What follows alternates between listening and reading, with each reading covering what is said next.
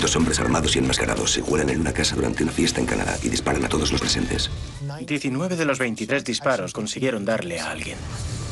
Dos hombres mueren, 5 más resultan heridos. Las familias están destrozadas. Y la policía no consigue que nadie hable por miedo a represalias del tirador desconocido. Descubrieron que no estaban tratando con un criminal cualquiera, sino con el tipo conocido por ser el criminal más infame de todo Canadá. En el corazón de la pradera canadiense se encuentra la pequeña ciudad de Fort Qu'Appelle, un lugar donde la tradición y los valores familiares están muy arraigados. Fort Qu'Appelle es la típica ciudad de la pradera, muy tranquila. Está en el Valle Qu'Appelle, a una hora al este de Regina, y tiene una importante población nativa, ya que hay varias reservas alrededor de la zona. Es un gran lugar para criar a los niños. Fort Qu'Appelle es una comunidad muy agradable y unida. Pero los cimientos de la idílica y pequeña ciudad se verán sacudidos por la violencia. Un tranquilo jueves por la noche, una mujer desesperada llama al 911 y la policía montada del Canadá se presenta en casa de Christina Cook Sr. Hubo un aviso de disparos. Por aquí no es muy frecuente recibir ese tipo de avisos.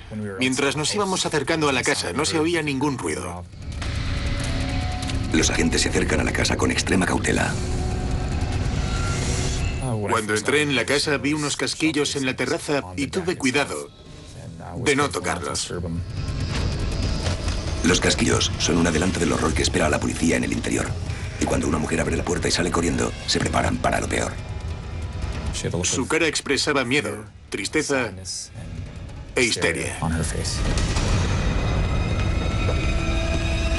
En la sala de estar, les aguarda una espantosa escena. Había gente por todas partes. De inmediato vi la cantidad de sangre que había en el suelo y en las paredes de la casa.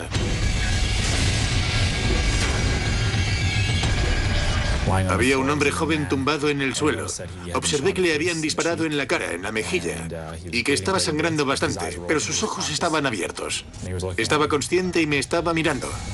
Los agentes piden refuerzos y registran la casa, donde encuentran más víctimas.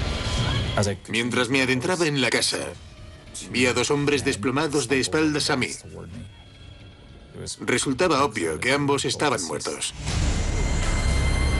El silencio aturdido se convierte en pesar y caos cuando varios supervivientes salen de sus escondites. La noticia del tiroteo corre por la pequeña ciudad como la pólvora. Los familiares, nerviosos, se reúnen al momento en el lugar. Cuando llegué a la casa, aquello estaba lleno de policía y gente llorando. Había gente por todas partes, gente a la que metían en ambulancias. No estaba segura de dónde estaba mi hijo y la policía no me dejaba pasar. Ella estaba histérica, yo estaba histérica. Algo le había pasado a Mikey y no teníamos ni idea de lo que había sido. Al hablar con los supervivientes, la policía empieza a desentrañar lo ocurrido esa noche, en el que es uno de los tiroteos más sangrientos en la historia de Saskatchewan. Momentos antes, esa misma noche, la fiesta está en pleno apogeo. El 302 de Pascua era un lugar muy acogedor, un lugar donde los chicos eran bien recibidos en todo momento y podían quedar y montar sus fiestas. Todo el mundo creía que era un lugar seguro. Según su nieta, era una noche típica en la casa de Christina Cook Sr. Estábamos reunidas, unas 13 personas, tomándonos unas cervezas, riéndonos y pasándolo bien. En un momento dado, Christina se va a la habitación para hablar, mientras la fiesta continúa en la sala de estar. Nos estábamos riendo de algo. Unos estaban cantando o haciendo el tonto, y nos estábamos riendo de ellos. Y entonces alguien entró por la puerta. Sobre las 10 de la noche, la puerta principal se abre de una patada. Los testigos vislumbran a los hombres enmascarados. La fiesta se convierte en un caos. En cuanto vi el arma, fui a esconderme detrás de la puerta. Y en el momento justo, ya que los tiradores entran en la habitación, nunca antes había escuchado disparos de verdad. Estaba asustada. como resultado del sangriento tiroteo, 5 personas son heridas graves, pero 2 hombres acaban muertos allí mismo. Entre los muertos se encuentra Marvin Arnold, de 51 años, y marido de Christina Cook. La otra víctima es Michael Iritakus, de 24 años. La familia de Michael aguarda nerviosa cualquier tipo de pista, sin ser conscientes de su destino.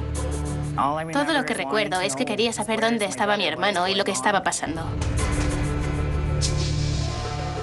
A primera hora de la mañana, los agentes de la policía montada llegan a casa de la madre de Michael con la terrible noticia. Y fue entonces cuando la gente me informó de que había habido un tiroteo en la casa. Algo que ya sabía por la llamada de teléfono y porque había ido allí a ver lo que pasaba. Pero me contó que habían disparado a varias personas y que, por desgracia, uno de los fallecidos era mi hijo. Recuerdo mirar a mis familiares y a los policías que había allí.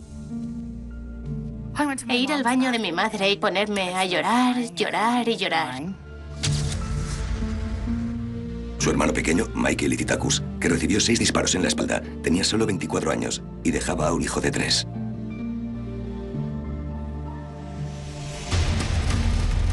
Los investigadores están decididos a descubrir cómo ha podido ocurrir un asesinato tan violento en una ciudad tranquila. Pero al hablar con los supervivientes tras el sangriento tiroteo, se encuentran con que los testimonios de los testigos oculares no encajan. Algunas personas creyeron haber oído diferentes tipos de armas. Otros pensaban que había sido una escopeta, un rifle o una pistola. En la casa se produjeron momentos de caos y gran confusión. Todo el mundo tenía diferentes perspectivas. Escucharon cosas distintas. Veían cosas diferentes dependiendo del lugar donde estuvieran. Tras el caos, lo que recordaban con más claridad era que los asaltantes llevaban pañuelos tapándoles la cara. No tenían ni idea de quiénes eran los tiradores, ni podían imaginarse quién querría hacer algo así. Era algo totalmente fuera de lo común. Miembros de la unidad de delitos graves de la policía montada llegan a la escena esperando que las pruebas físicas les cuenten la historia a la que los supervivientes parecen no poder dar sentido. Llegamos a la casa sobre las 2 de la mañana. Saqué unas fotos de las zonas donde encontramos algunas pruebas obvias como casquillos o manchas de sangre en el suelo. Y después fotografié el lugar donde los fallecidos yacían en la habitación. El experto en balística, John Marshall, aparece para recoger pruebas relacionadas con armas. Una de mis primeras tareas cuando llego a una escena del crimen es identificar y localizar el número de cartuchos usados, los cuales suelen indicar el mínimo de disparos que se han hecho. Localizamos 23 cartuchos usados, por lo que parecía que iba a haber mucho trabajo que hacer en la escena. La unidad de armas de fuego consigue determinar los movimientos de los tiradores durante el ataque mediante la distribución de los casquillos en la escena del crimen. Trazan el borrador de la trayectoria de cada uno de los disparos y recrean la escena. Encontramos 3 casquillos usados situados en los escalones de entrada, lo que parecía indicar que el tirador estaba situado fuera de la vivienda con la puerta abierta y disparando hacia adentro. Los intrusos se abren paso realizando 9 disparos en la sala de estar e hiriendo a 3 personas. Su reguero de destrucción termina en el dormitorio, donde efectúan otros 11 brutales disparos. Una inspección visual de los casquillos usados en la escena mostraba que la impresión del percutor tenía la misma forma en todos. Eso nos decía que probablemente se usó una única arma en el tiroteo, que solo hubo un tirador y que, por la gran cantidad de disparos realizados, debía tratarse de un arma de tipo semiautomático. De los 23 casquillos disparados, solo se descubrieron 4 puntos de impacto en las paredes de la casa.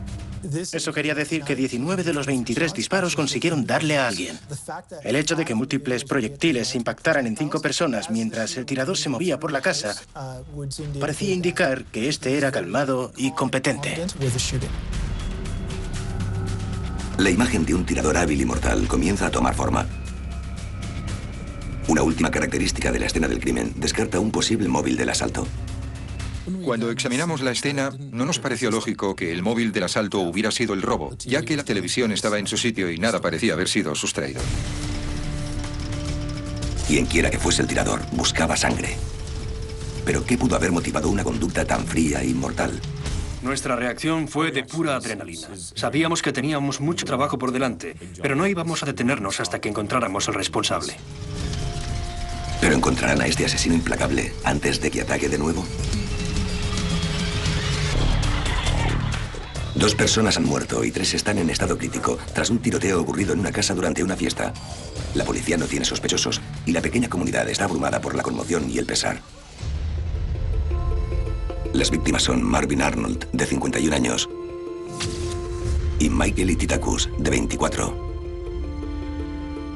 No tenía ni idea de quién habría disparado a mi hijo, porque Michael era muy querido.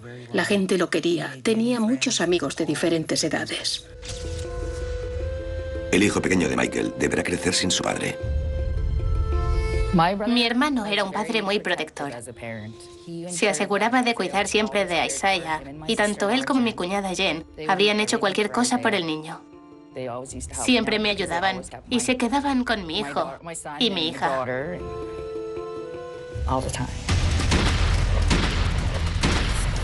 Pero ahora los cariñosos padres de familia ya no están, ejecutados por un tirador desconocido. Para atrapar a su asesino, los investigadores primero deben obtener una descripción clara de los sucesos de esa noche. A medida que los interrogatorios con los supervivientes avanzan, la imagen de lo que pasó esa noche solo se vuelve más borrosa. Resultó muy difícil que nos proporcionaran una descripción precisa de quién hizo qué y de dónde estaban.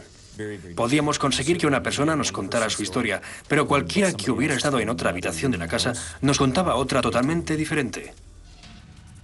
Fue una situación de locura. Alguien entró en la casa y empezó a disparar. La gente se tiraba de cabeza a cubrirse, se escondían en el armario, corrían escaleras abajo. Y muchos de ellos recibían disparos, así que fue demasiado caótico como para recordar nada. Al contrastar los testimonios, los investigadores consiguen averiguar cómo pasaron los últimos instantes de sus vidas las víctimas, Michael Ititakus y Marvin Arnold. Recuerdo haberme sentado en la cama de mi abuelo. Al entrar, lo primero que está justo enfrente es la habitación de mi abuela, y la cama está delante de la puerta. Cuando el tiroteo comienza, Cristina corre y se esconde en el armario, sin que los asaltantes la vean cuando irrumpen en la habitación. Lo que ocurrió a continuación fue que la abuela intentó coger el teléfono para llamar a la policía, y los tiradores se dieron cuenta y se volvieron hacia ella. Pero en el mismo momento en que abrieron fuego, Marvin Arnold se abalanzó sobre la abuela y recibió la bala que iba dirigida a ella. Le dijo, cuida de los niños.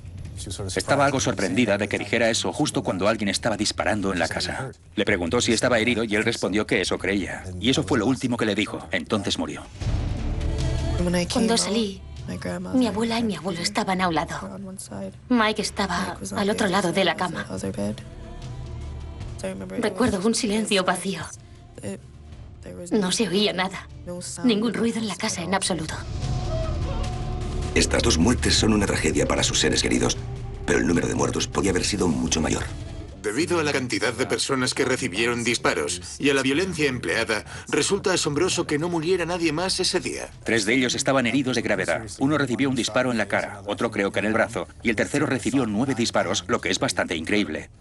Al final no se recuperaron totalmente, pero tuvieron suerte de seguir con vida. La comunidad sigue buscando un porqué.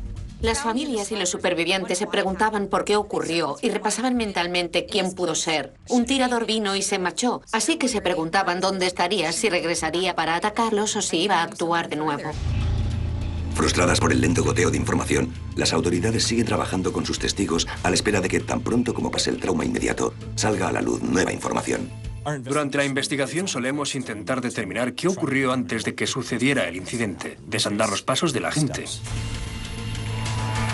La investigación policial revela que Michael Ititakus y otros 3 participantes en la fiesta habían estado en un bar local esa misma noche antes del tiroteo.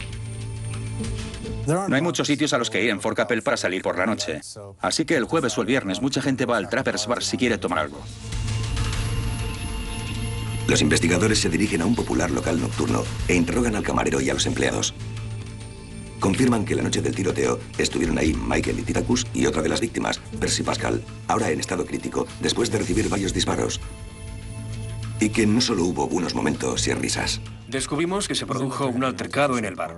No parecía que hubiera llegado a las manos, pero involucraba a un grupo de gente que luego estuvo en la casa y a un desconocido.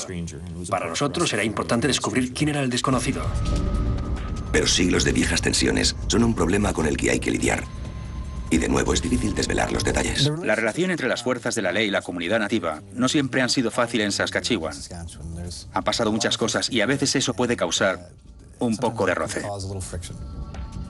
Cuando vives en una comunidad pequeña, muchas veces la gente con la que hablas está relacionada con los sospechosos o con las víctimas. A la comunidad le gusta estar muy unida, así que cuando empiezas a tratar con los vecinos no quieren hablar mal sobre otros o no quieren involucrarse.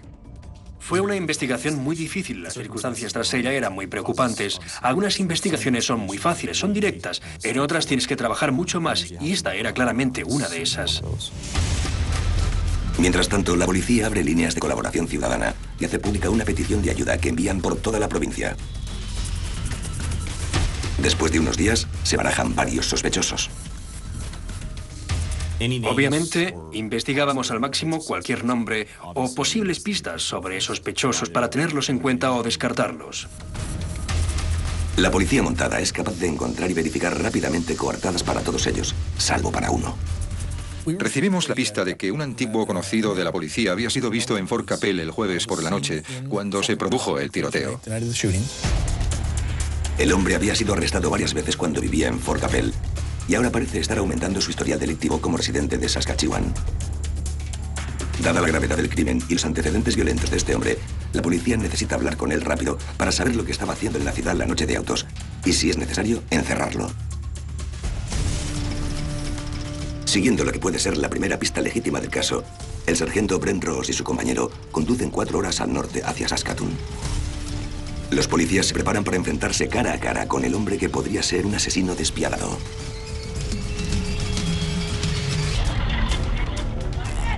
Durante un tiroteo masivo, 2 padres de familia acaban muertos y otras 5 personas resultan heridas. Una comunidad afligida exige justicia. La policía montada del Canadá busca a un criminal veterano que resulta ser un experto tirador de rifle. 2 investigadores se trasladan al norte, a la ciudad de Saskatoon, tratando de investigar una pista anónima. El sargento Brent Ross y su compañero se confrontan con el sospechoso en su lugar de trabajo. Era un hombre grande, de 1,80 m y 109 kilos. Trabajaba en la construcción en Saskatoon. Fuimos bastante directos con él. Le dijimos que estábamos investigando el asesinato de Fort Capel. Había oído hablar de ello y negó haber estado en Fort Capel en el momento del crimen. El hombre asegura que el jueves trabajó hasta tarde y que estuvo en la tienda de Saskatoon hasta al menos las 8. Pudimos hablar con su supervisor. Nos confirmó que estuvo trabajando ese jueves por la noche.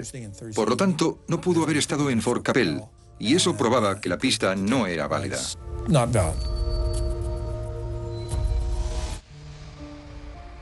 Es un golpe más para una investigación sin pistas sólidas que deja a 2 familias destrozadas que tienen que enterrar a sus muertos sin respuestas a sus preguntas. Para mi abuela fue muy duro. Estaba muy enferma. Tenía cáncer y tenía muchos problemas. Marvin la cuidaba muy bien. Como madre, perder a un hijo ha sido una de las cosas más duras con las que he tenido que lidiar en mi vida. Porque como madre, traes a tus hijos a este mundo, los abrazas cuando son pequeños, te ocupas de todas sus necesidades y se supone que deben sobrevivirte. Pero sobrevivir a los hijos es algo muy duro para un padre. Hasta el momento, la persona responsable de su pesar sigue siendo un misterio. La policía sospecha que el tiroteo puede haber sido resultado de un altercado en un bar esa misma noche, pero ningún testigo parece dispuesto a hablar de la pelea con ellos. La policía tendrá que buscar respuestas en otra parte. Tuvimos suerte de que hubiera videovigilancia en el bar, lo que nos dio una idea de las personas que estaban allí y de qué pudo haber ocurrido. La policía se hace con las cintas de seguridad del Trappers Bar, pero conseguir analizar la secuencia de eventos de la noche anterior es algo más fácil de decir que de hacer. Antes que nada, estás trabajando con tecnología, así que tienes que preguntarte dónde están las cámaras. Cuando descubres su ubicación, tienes que considerar si graban todo el bar. Tienes que seguir a una persona de una cámara a otra e intentas hacer lo mismo con toda la gente del bar. Así que puedes ubicar a todo el mundo, digamos a las 7:15, y te preguntas dónde se encuentran y qué están haciendo. Varios agentes visionan las imágenes, contrastándolas con lo que saben de la comunidad y con las declaraciones de los testigos para formarse una idea mejor de los sucesos de la noche. Fuimos capaces de identificar a la mayoría de la gente que estaba en el bar esa noche, pero todavía quedaban algunas personas que no sabíamos quiénes eran. Michael y Tita Cus, junto con la víctima del tiroteo, Percy Pascal, y unos cuantos amigos más, son primero grabados por la cámara del aparcamiento cuando llegan en una camioneta azul. Después de llegar, fueron directos al bar y empezaron a pedir bebidas. Casi de inmediato, el grupo de amigos observa a un desconocido jugando al billar. Había una persona a la que nadie parecía conocer. Ninguno de los testigos fue capaz de identificarlo. Era un joven nativo con una larga coleta. Llevaba una camiseta de tirantes blanca y tenía muchos tatuajes. Una técnica de la policía montada localiza por primera vez al desconocido en las imágenes de seguridad cuando entra al bar solo 15 minutos antes que Michael y sus amigos. Así que el tipo de la coleta continuó charlando y pidió unas cuantas bebidas más. Habló con la camarera y empezó a deambular por el bar. Se dirigió a donde estaba la víctima, Percy Pascal, con sus amigos. Según la información que teníamos, Percy y este tipo con la coleta intercambiaron unas palabras. Se les veía haciendo gestos amenazadores. Al subir de tono la discusión, intervienen casi todos los amigos de Percy. El desconocido parece más que capaz de defenderse solo. Pasó de menos a más en segundos. Había mucha tensión en el aire. Nadie había llegado a los puños en ese momento, pero tampoco iban a echarse atrás. Por desgracia, los vídeos de seguridad no tenían sonido, así que no sabíamos qué se habían dicho el hombre de la coleta y Percy, ya que justo en ese momento, por algún motivo, se inició un enfrentamiento entre los dos. A las 7:41, Michael y sus amigos abandonan la pelea. Se les ve en la barra comprando alcohol para llevar y después se dirigen al aparcamiento. Después de que Percy y sus amigos dejaran el bar, el tipo de la coleta cogió una bola de billar y le dio la espalda a la cámara. Lo que creemos que estaba haciendo era coger la bola de billar y ponerla en un calcetín. Aunque le superan en número, el desconocido sigue al grupo fuera con su improvisada arma en la mano, listo para pelear. Corre hacia la puerta y ve la camioneta con Percy Pascal y sus amigos marchándose. Entonces, el tipo de la coleta vuelve dentro, utiliza su móvil, compra algo de alcohol y abandona el bar. Pero con testigos reticentes o incapaces de rellenar los huecos, los investigadores deben trabajar con lo que tienen. Cogimos el vídeo de seguridad del bar para ampliar la imagen y a partir de ahí fuimos capaces de descubrir algunos detalles específicos de nuestro hombre misterioso. El tipo tenía varios tatuajes identificables y en uno de ellos, situado en el cuello, se leía la inscripción "Rojo hasta la muerte". El tatuaje "Rojo hasta la muerte" se identifica con la banda nativa Indian Posse. Pero Fort Capel y las reservas de alrededor no pertenecen al territorio de la Indian Posse. Las autoridades necesitan descubrir quién es el desconocido y qué está haciendo en la ciudad. A partir de esa imagen pudimos identificar los tatuajes y según su ubicación y a veces por el color, fuimos capaces de introducirlos en cierta base de datos que tiene la policía y hacer una búsqueda para encontrar a alguien que llevara esos mismos tatuajes. Eso nos puede ayudar a identificar a posibles sospechosos. No tardan en conseguir resultados. La policía se da cuenta al momento de que tienen que encontrar a su criminal de inmediato, porque es uno de los hombres más peligrosos de Canadá. La policía está buscando al tirador que asesinó a 2 personas e hirió a 5 más en Fort Capel, Saskatchewan. Su principal sospechoso es un hombre tatuado que tuvo un enfrentamiento con algunas de las víctimas el mismo día del ataque. Utilizando la base de datos de la Real Policía Montada del Canadá, los investigadores pronto le ponen un nombre a su criminal. Pudimos identificar al hombre de la coleta como Daniel Wolf. Descubrieron que no estaban tratando con un criminal cualquiera, sino con un tipo conocido por ser el criminal más infame de todo Canadá. Daniel Wolf tenía una larga relación con las fuerzas de la ley. Fue arrestado 20 veces antes de tener siquiera 12 años y estaba ayudando a su hermano a formar la que se convertiría en una de las bandas más mortíferas de Canadá. Al investigar más a fondo, descubrimos que Danny era en realidad un miembro de alto rango de la Indian Posse y que cuando se produjo el tiroteo estaba al frente de la banda en Manitoba. Con 31 años, Daniel Wolf es uno de los jefes de una organización criminal cuyo territorio se extiende de costa a costa. La banda Indian Posse era conocida por estar dispuesta a hacer cosas que otras bandas no harían. Eran extremadamente violentos y no solo eso, sino que estaban dispuestos a utilizar la violencia de inmediato desde el principio. Entre estos violentos criminales, Wolf es conocido por ser especialmente despiadado.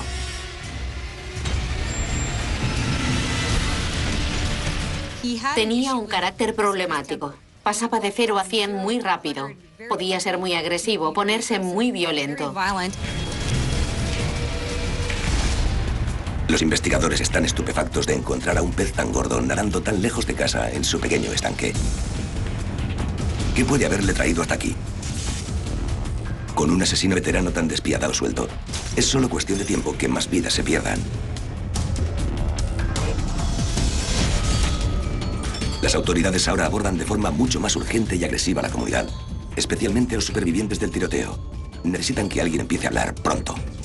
Una vez que supimos quién era Danny, pudimos investigar más tirando de archivo. Pudimos comprobar los antecedentes y descubrir por qué estaba en la zona, así como también hablar con los familiares, lo que a veces puede resultar crucial en una investigación. Los investigadores de la policía montada indagan en los antecedentes del sospechoso a la espera de encontrar alguna pista sobre lo que estaba haciendo en Fort Cabell y su posible conexión con las víctimas. Danny nació en 1976 en Regina, Saskatchewan. Cuando tenía 3 años, sus padres se trasladaron a Winnipeg. Después de un tiempo, la madre de Danny regresó a la zona de Regina, al este de Fort Cabell, donde vivía en el momento del tiroteo. Durante la primavera de 2007, Wolf termina su última condena en una prisión federal por un acto violento.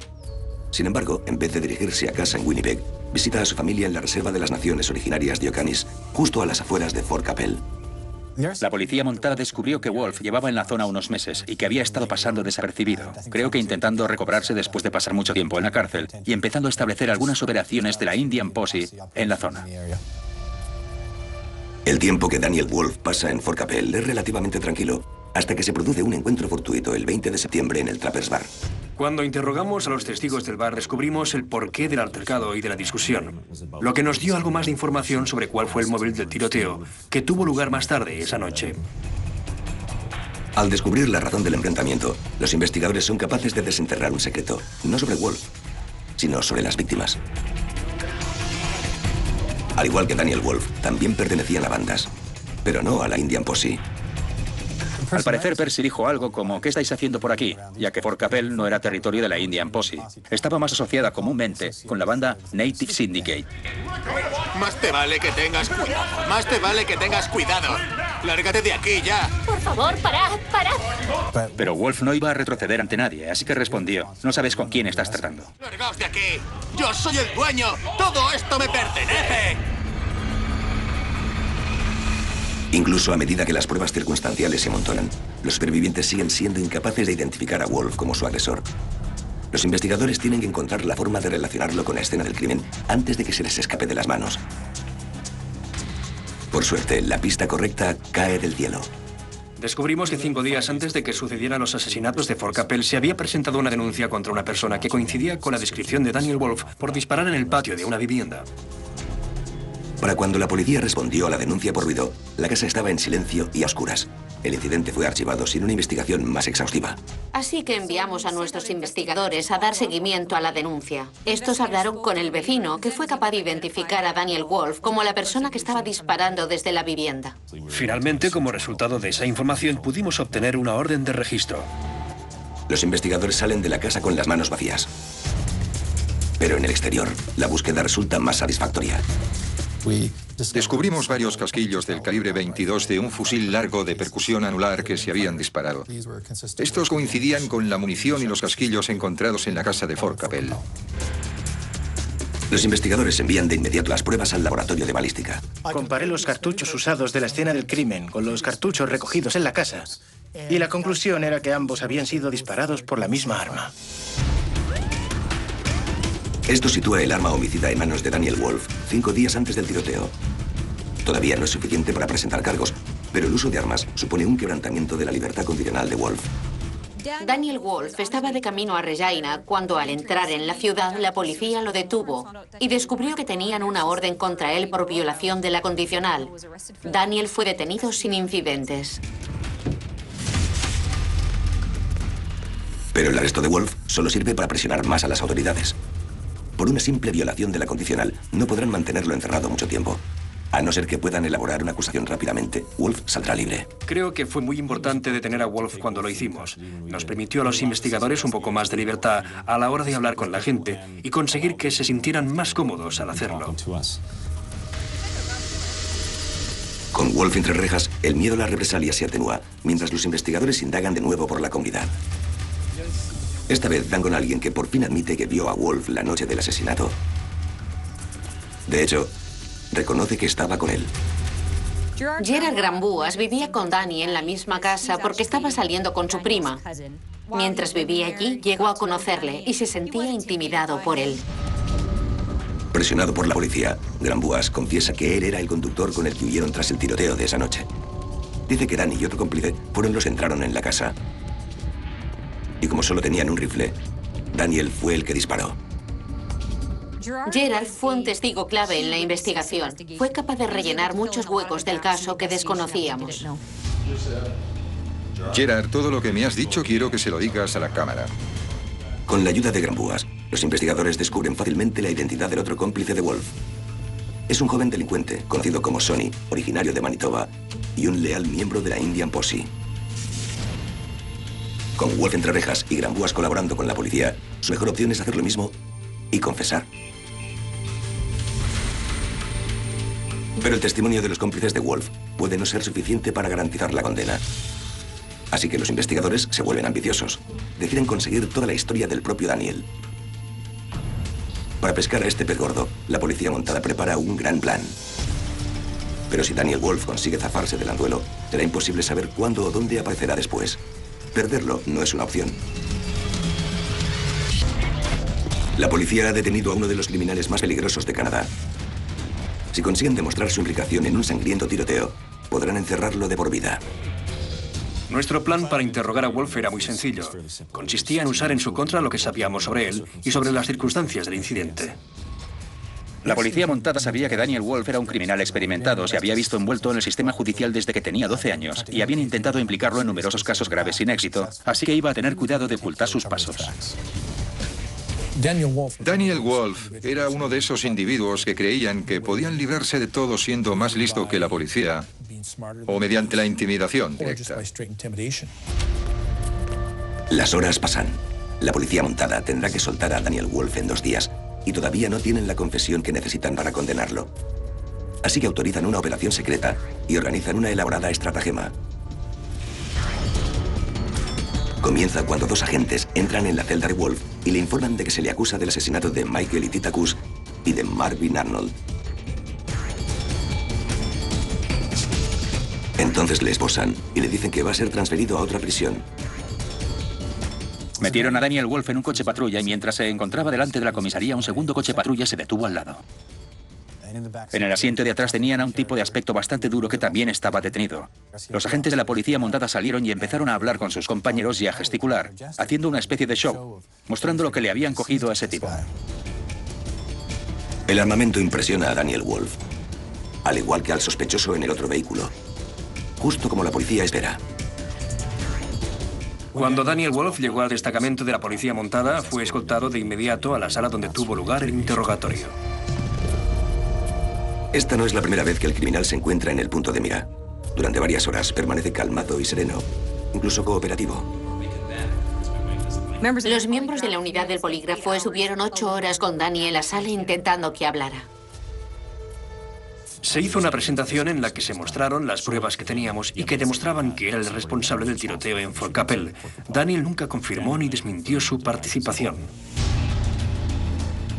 Wolf continúa haciéndose el tonto hasta que el investigador dice que es el momento de tomarse un descanso. Sale de la sala y se deja el portátil abierto en la mesa. Todo era parte del plan. Querían que Danny mirara en el portátil. Querían que supiera lo que tenían. Y querían que se sintiera que la sala se le estaba viniendo encima. Wolf solo necesita mirar unos minutos del vídeo de la confesión de Granbuas para saber que ha sido traicionado.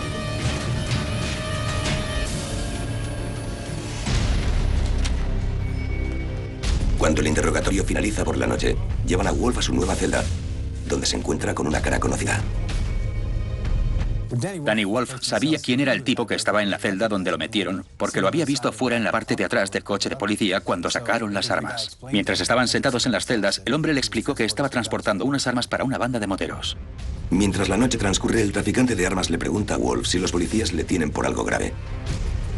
Cuando Danny regresó a las celdas, acababa de ver el vídeo. Estaba enfadado, estaba frustrado, estaba abatido. Y le dijo al tipo que debería haberlo matado cuando tuvo la oportunidad, porque lo había traicionado. Daniel se queja con su compañero de celda de cómo Granbuas lo había delatado. Cuando este le pregunta lo que ocurrió, Wolf se lo cuenta todo. Tras el incidente del bar, Danny queda con Gerard para recoger una semiautomática del calibre 22 y se dirigen a Fort Capel para buscar al grupo. Acompañado por un recluta menor de edad de la Indian Posse, Wolf explica cómo los chicos del Native Syndicate le faltaron al respeto en el bar. Dice que no puede dejarles que se salgan con la suya. Rondan por las calles de la pequeña comunidad durante 40 minutos, antes de que Wolf localice finalmente la camioneta que vio saliendo del aparcamiento del bar. La dirección es el 302 de Pasqua Avenue, donde parece que están celebrando una fiesta. Salieron de la camioneta y caminaron directos a la casa, abrieron la puerta de un golpe y comenzaron a disparar. Pero Wolf no tiene ni idea de que acaba de proporcionar una confesión detallada del asesinato a un agente encubierto de la policía montada. Fue un engaño realmente bien ejecutado. Convencieron a Danny de que su agente encubierto era un mal tipo como él, alguien con quien podía sincerarse. Y así lo hizo. Creo que Daniel se sentía muy orgulloso de ser miembro de una banda, que se enorgullecía de su afiliación con la banda, y también que estaba orgulloso de lo que pasó en Fort Capel, y que al final tenía que jactarse de ello. Francotiradores apostados en los tejados enfrente del juzgado de Regina vigilan la zona mientras tiene lugar el juicio por asesinato a Daniel Wolf. La banda era conocida por practicar la intimidación con los testigos. De hecho, Danny ya había sido condenado por ir con una escopeta a casa de uno y decirle que si aparecía en el juzgado, estaba muerto. Pero ningún miembro de la banda Indian Posse de Wolf aparece. Y durante el juicio se hace cada vez más evidente lo poco que el crimen tiene que ver con los negocios de la banda. El tiroteo se debió a un estúpido incidente que tuvo lugar en un bar. Fue una exageración. Creo que en gran parte tenía que ver con su ego y su impulsividad. Se lo tomó de forma personal y sintió que tenía que contraatacar. Daniel Wolf es declarado culpable de 2 cargos de homicidio en primer grado y 3 cargos de intento de asesinato. Es condenado a 5 cadenas perpetuas. Pero su condena no devolverá a Martin Arnold a su amada esposa, ni a Michael Titakus a su hijo pequeño. El hijo de Michael, Isaiah, tenía 3 años cuando su padre falleció. Ahora tiene 9. Y todavía se acuerda de él. Era un buen padre. Siempre lo fue con su hijo. Durante ese año hice un álbum de recortes. Eso me ayudó a recuperarme de la pérdida de mi hermano. Porque estábamos muy unidos y quería algo que mis hijos e Isaiah pudieran mirar y así recordar a mi hermano por quién era.